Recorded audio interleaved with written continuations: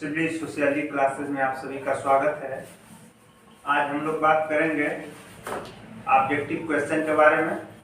तो objective question आज हम लोग देखेंगे कि सोशियोलॉजी की उत्पत्ति और विकास के बारे में, फिर सोसाइटी, फिर कम्युनिटी, फिर एसोसिएशन, इंस्टीट्यूशन और सोशल ग्रुप, इनसे कैसे क्वेश्चन बनेंगे ऑब्जेक्टिव। तो सबसे पहले हम लोग देखते हैं कि ऑगस्ट कॉम्ट के बारे में हम लोग चर्चा कर ही चुके हैं, जो फादर ऑफ सोशियोलॉजी हैं। सोशियोलॉजी के पिता हैं कौन? ऑगस्ट कॉम्ट, जिनका जन्म ऑगस्ट कॉम्ट का जन्म 1798 से 1857, 1798 में पैदा हुए और 1857 में इनकी मृत्यु हुई। और ये कहाँ के रहने वाले थे? तो फ्रांस के। इनका पूरा नाम क्या था? Isidore Marie Auguste Francois Xavier Comte. पूरा नाम था Isidore Marie Auguste Francois Xavier Comte, इनका पूरा नाम था। अब इनके गुरुजी का क्या नाम था? इनके गुरुजी का नाम क्या था? आप लोग पीछे चर्चा हो चुका है, सेंट साइमन। सेंट साइमन गुरुजी का नाम था। गुरुजी ने 1821 में सोशल फिजियोलॉजी की बात करते हैं। समाज से रिलेटेड एक सब्जेक्ट बनाने की बात करते हैं, जिसका नाम उन्होंने क्या सोचा था या क्या रखने को सोचा था? तो उसका नाम था सोशल फिजियोलॉजी। ऑगस्ट कॉम्ट अपने गुरुजी से हटकर उसका नाम क्या देते हैं? Social physics. सोशल फिजिक्स इसका नाम देते हैं, सोशल फिजिक्स। लेकिन सोशल फिजिक्स पे क्या होता है? सोशल फिजिक्स पे एक साइंटिस्ट हैं आपके जोसेफ डी क्वेटलेट, जो इनसे ज्यादा पकड़ रख रहे थे सोशल फिजिक्स पे, जो बेल्जियम के रहने वाले थे और फ्रांस में पैदा हुए थे, बेल्जियम के रहने वाले थे और फ्रांस में कार्यरत थे। तो ऑगस्ट कॉम्ट से भी ज्यादा उस को प्रभावी ढंग से, उस सब को प्रभावी ढंग से रख सकते थे सोशल फिजिक्स को। इसलिए ऑगस्ट कॉम्ट ने सोशल फिजिक्स को भी छोड़ के जो नाम रखा, वो क्या नाम रखा? सोशियोलॉजी। क्या नाम रखा? सोशियोलॉजी। इसके बारे में भी चर्चा हो चुका है। ऑगस्ट कॉम्ट ने इसका कब नाम रखा? तो 1838 में।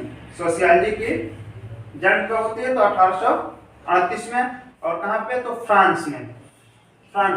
सोशियोलॉजी के बारे में बात हो चुकी है कि सोशियोलॉजी दो शब्दों से मिलकर बना है, ये बताया जा चुका है। अब इसमें जो सोशियस और लोगस जो शब्द है, दो शब्दों के मेल से बना है, सोशियस और लोगस। तो जो सोशियस है वो लैटिन भाषा का शब्द है। सोशियस किसका शब्द है? लैटिन भाषा का। सोशियस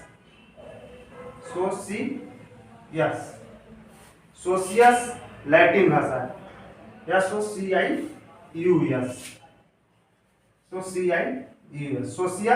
लैटिन भाषा का शब्द है, और जो लोगस है वो ग्रीक भाषा का शब्द है।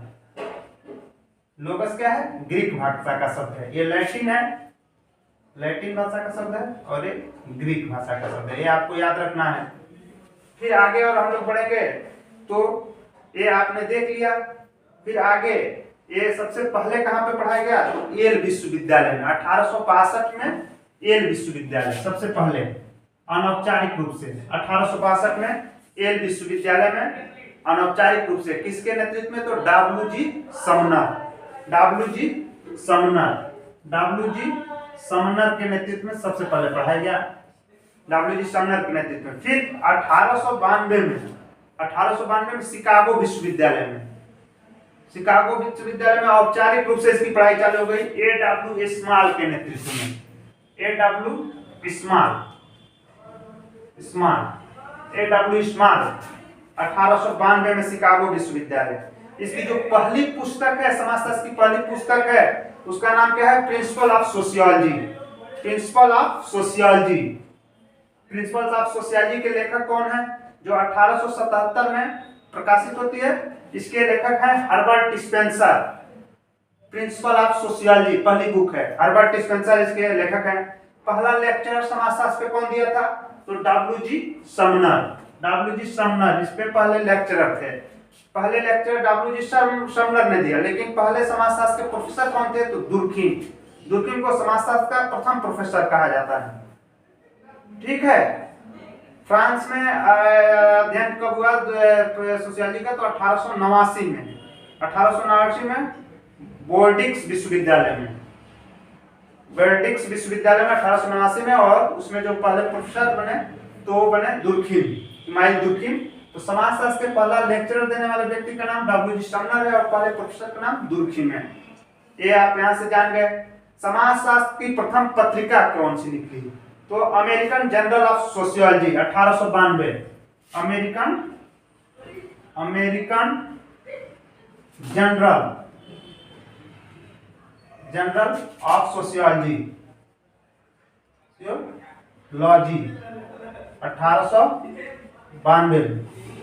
1892 में जो पहली पत्रिका निकलती है उसका नाम है अमेरिकन जर्नल ऑफ सोशियोलॉजी। फिर ये इतना इसके बैकग्राउंड के बारे में हम लोगों ने जाना। आगे हम लोग बढ़ते हैं। तो इंडिया में इसकी पढ़ाई सबसे पहले कहां पे हुई? तो 1914 में बंबई विश्वविद्यालय में अर्थशास्त्र के साथ यूजी लेवल पे। फिर भारत में समाजशास्त्र के पिता कौन है? तो भारत में समाजशास्त्र के पिता गिडिंग्स हैं, पैट्रिक गिडिंग्स, जो अंग्रेज थे समाजशास्त्र को लेकर आए। तो भारत में समाजशास्त्र के पिता गिडिंग्स हो गए। और भारतीय समाजशास्त्र के पिता कौन है? तो जीएस घुरिये, सदाशिव घुरिये। जीएस घुरिये पहले विभागाध्यक्ष बने समाजशास्त्र के और इनके नेतृत्व में समाजशास्त्र पढ़ाया गया। तो भारत में भारतीय समाजशास्त्र के पिता जीएस घुरिये हैं। अब आगे हम लोग बात किए थे कि इसको पढ़ने के लिए इसको के क्या पढ़े, इसका विषय क्षेत्र क्या हो। तो इसके बारे में भी दो तरह के संप्रदाय डेवलप होती है। जो एक को हम लोग बोलते थे, एक संप्रदाय को हम लोग बोलते थे स्वरूपात्मक या यथारूपेण या विशेषात्मक संप्रदाय, एक को बोलते थे। दूसरे को बोलते थे समन्वयात्मक संप्रदाय। तो सिंथेटिक स्कूल, पहला था फॉर्मल स्कूल, दूसरा था सिंथेटिक स्कूल। तो जो फॉर्मल स्कूल था वो इसको विशेष मानता था। तो फॉर्मल स्कूल के जो साइंटिस्ट थे वो आते हैं जॉर्ज सीमेल,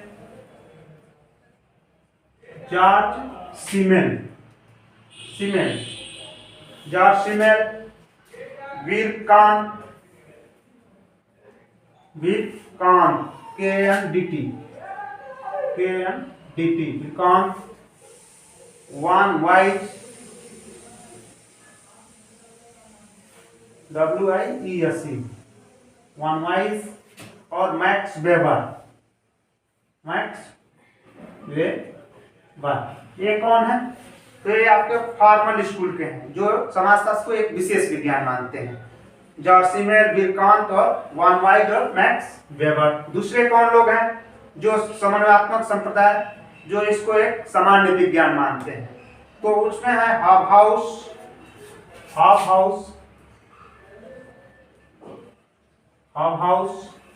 उसके बाद सोरोकिन,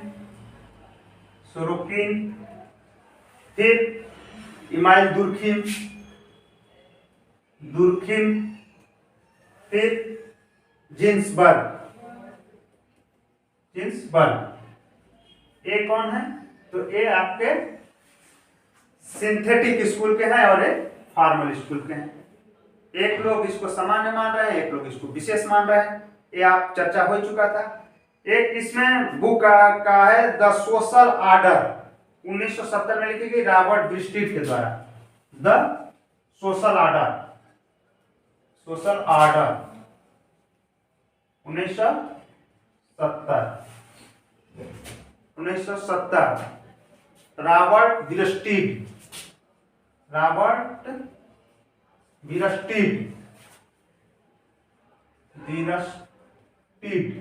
रॉबर्ट ब्रिस्टिट, इन्होंने समाजशास्त्र को दो अवैध भाषाओं की संतान भी बताया, रॉबर्ट ब्रिस्टिट ने ही। और फिर आगे बढ़ेंगे तो हम लोग कांट द्वारा विज्ञानों का संस्करण भी प्रस्तुत किया गया। हायरार्की ऑफ साइंस कांट का है। तो कांट हायरार्की ऑफ साइंस में ये बताते हैं कि विज्ञानों का जो संस्करण है तो द्वारा विज्ञानों का संस्करण भी प्रस्तुत किया गया, हायरार्की ऑफ साइंसेस। तो हायरार्की ऑफ साइंसेस में जो सबसे पहला सब्जेक्ट है वो है मैथ्स, दूसरा क्या है एस्ट्रोनॉमी, तीसरा क्या है फिजिक्स, 4 नंबर पे क्या है केमिस्ट्री, अगला क्या है बायोलॉजी, अगला क्या है सोशियोलॉजी। तो अब इसमें देखिए गणित, खगोल शास्त्र, भौतिक विज्ञान, रसायन विज्ञान, जीव विज्ञान और समाज शास्त्र, ये सारा विज्ञान है, सारा विज्ञान है। और विज्ञान का मैं परिभाषा भी बताया था, क्रमबद्ध ज्ञान जिसका निरीक्षण, परीक्षण और वर्गीकरण किया जा सके और जिसमें फैक्ट पाया जाए। फैक्ट, फैक्ट का मतलब क्या है, फैक्ट बदल भी सकता है समय के अनुसार और जो सिद्ध हो।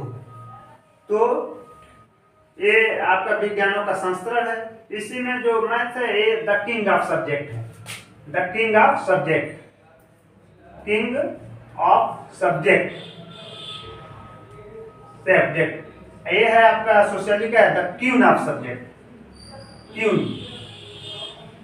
क्यून ऑफ सब्जेक्ट, सब्जेक्टों की रानी, सब्जेक्टों का राजा, आप समझ सकते हैं। बाकी और सारे भी सब्जेक्ट हैं।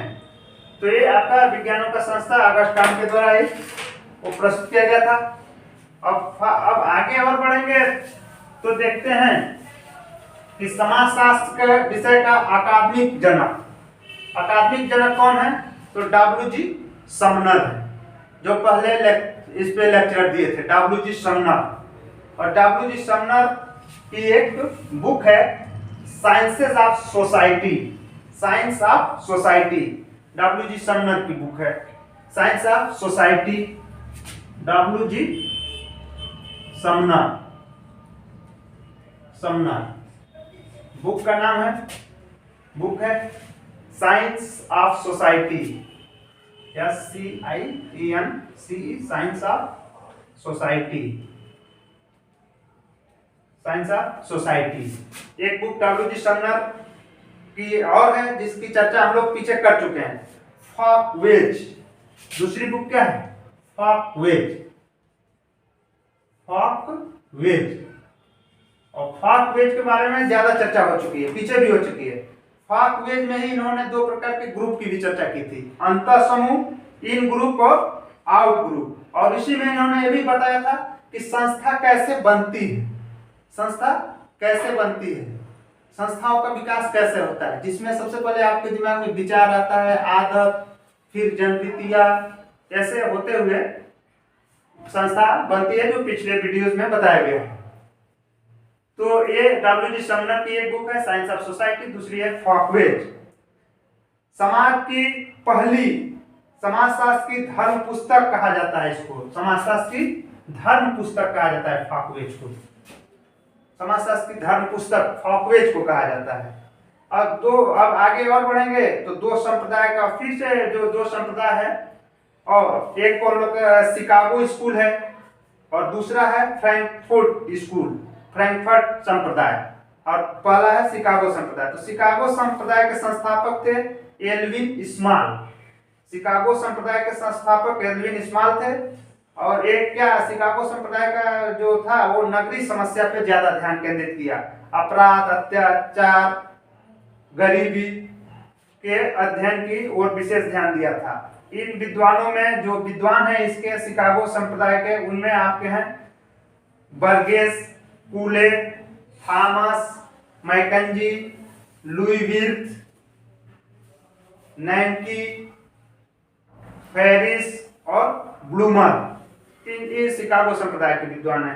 फ्रैंकफर्ट संप्रदाय जो है, फ्रैंकफर्ट संप्रदाय जो जर्मनी में 1923 में, और शिकागो 1892 में, शिकागो संप्रदाय 1892 और फ्रैंकफर्ट संप्रदाय जर्मनी 1923।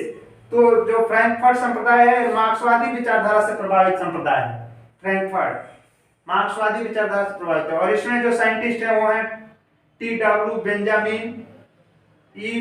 From, M. होर्खीमर और हर्बर्ट मार्क्यूज, ये फ्रैंकफर्ट संप्रदाय के हैं। तो पीछे भी 2 संप्रदाय हम लोगों ने देखा था और इधर भी 2 देख लिया। अब भारतीय समाजशास्त्री परिषद की स्थापना कब हुई थी, तो भारतीय समाजशास्त्री परिषद की स्थापना 1952, भारतीय समाजशास्त्री परिषद भारतीय समाजशास्त्री परिषद, समाजशास्त्री परिषद, परिषद की स्थापना 1952 में।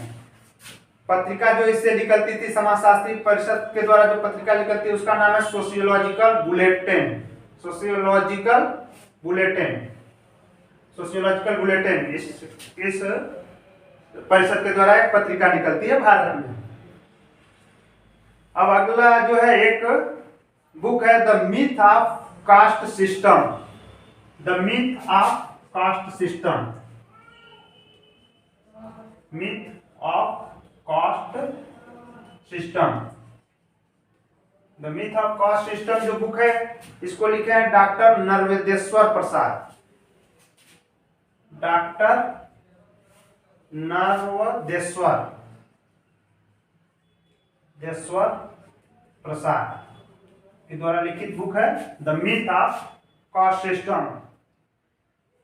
इन्हीं के द्वारा कुलीनीकरण, कुलीनीकरण का कंसेप्ट भी इन्हीं के द्वारा दिया गया, कंसेप्ट कुलीनीकरण, कुलीनीकरण, कुलीनीकरण का कंसेप्ट भी नरवेदेश्वर प्रसाद के द्वारा ही दिया गया। अगला जो एक बुक है what is sociology, what is sociology, what is sociology, logy, book किसके द्वारा लिखी गई? तो जो बुक है ये, इसके राइटर कौन है? Alex इंकल्स, Alex इंकल्स, इंकल्स,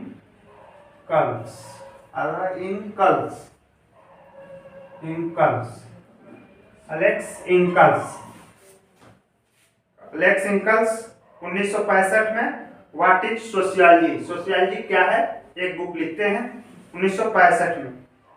what is sociology नाम की बुक एक और राइटर लिखते हैं जिनका नाम है नॉबर्ट इलियंस, नॉबर्ट इलियंस भी एक बुक लिखते हैं, नॉबर्ट इलियंस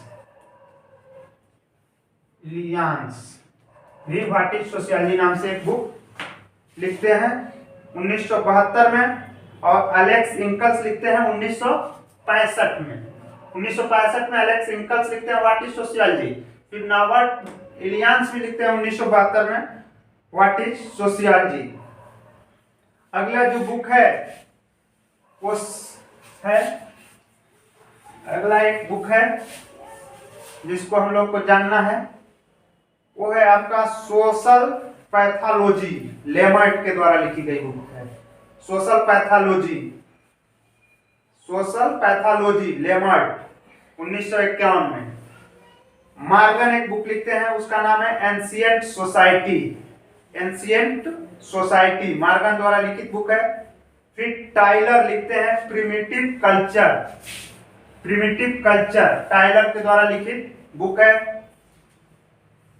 प्रिमिटिव कल्चर। आगे mind self and society, mind self and society, mind self and society, mind self and society George Herbert Mead की द्वारा लिखित बुक है। तो George Herbert Mead, George Herbert Mead. फिर positive science of the ancient Hindus, positive science of the ancient Hindus book लिखते हैं professor Vijendra Singh, positive science of the ancient Hindus professor Vijendra Singh. अगला जो बुक है सोसाइटी, सोसाइटी SOCIETY सोसाइटी, इसको तो आप लोग जान ही रहे होंगे, मैकाइवर एवं पेज, मैकाइवर एवं पेज। और इसी में इन्होंने बताया था समाज सामाजिक संबंधों का जाल है सोसाइटी में, मैकाइवर एवं पेज। ह्यूमन सोसाइटी अगली बुक है human society, human society, human society की बुक किसकी है? तो Kingsley Davis, Kingsley Davis, women society, Kingsley Davis women society नामक बुक लिखते हैं। फिर एक बुक है ऑगबर्न की, Ogburn hand book of sociology, hand book of sociology Ogburn की है, हैंड बुक ऑफ सोशियोलॉजी। अगला जो बुक है the human group, the human group जो बुक है जॉर्ज सी होमन्स की, the human group George C Homans. अगली जो बुक है उसका नाम है Hindu social organization, PH Prabhu की, Hindu social organization, PH Prabhu. अगली जो बुक है उसका नाम है marriage and family in India, KM. Kapadia, marriage and family in India, KM. Kapadia. इस ऑब्जेक्टिव क्वेश्चन और भी बताता हूं। किस एक को समुदाय स्वीकार किया जा सकता है? छात्र संघ, जनजाति, परिवार और भीड़ में किसको समुदाय कहा जा सकता है? जनजाति को बताया गया है। भारत में सामुदायिक विकास कार्यक्रम किस वर्ष प्रारंभ हुआ? 1952 बताया गया। संस्था का अर्थ है नियमों का समूह। कौन एक समिति का उदाहरण नहीं है?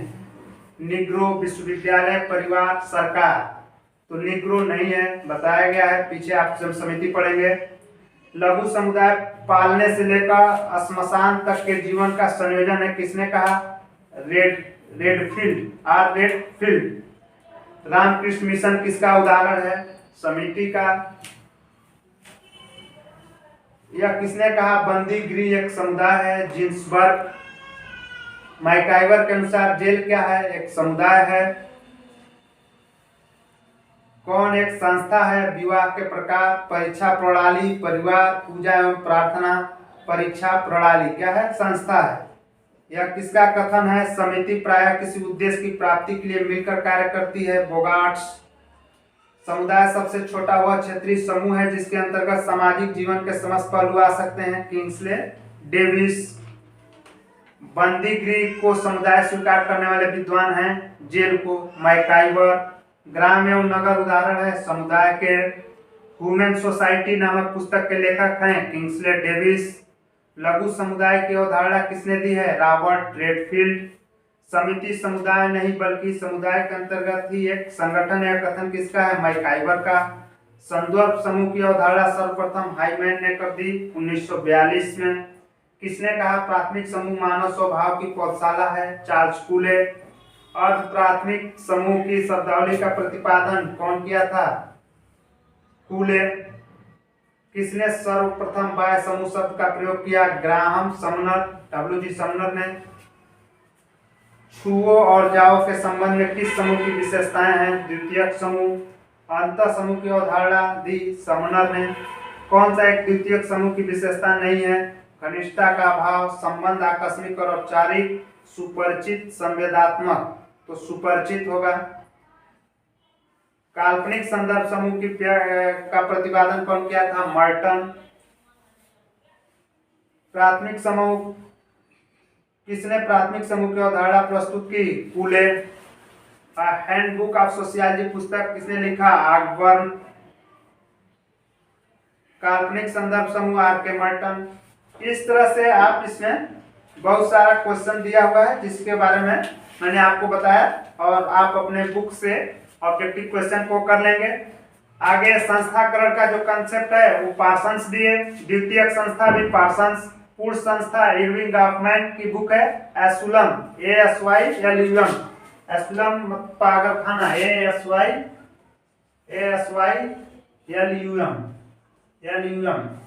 1961। ये किसकी बुक है? तो इरविंग गॉफमैन की। इरविंग गॉफमैन इसमें पूर्ण संस्था की बात करते हैं। पूर्ण संस्था का कंसेप्ट इरविंग गॉफमैन का है। Primitive culture book E B Tylor का है। सांस्कृतिक प्रेरणाएं मारिस ओपलर की। ये सब बातें आपको बताया गया। अब आप अपने बुक से, मैंने जो भी आपके जो ऑब्जेक्टिव क्वेश्चन थे आपके बुक से रिलेटेड उसको मैंने बता दिया, आप एक बार पढ़ लीजिएगा। तो आज हम लोग ऑब्जेक्टिव क्वेश्चन के बारे में देखें, जो आपके बीए के सिलेबस में था उसको मैंने बता दिया। आप पीछे जो भी वीडियो है आप उसको देखकर पढ़कर समझ लीजिएगा और आप अपने क्वेश्चन बुक से इस क्वेश्चन को हल कर लीजिएगा। आज के लिए इतना ही, धन्यवाद।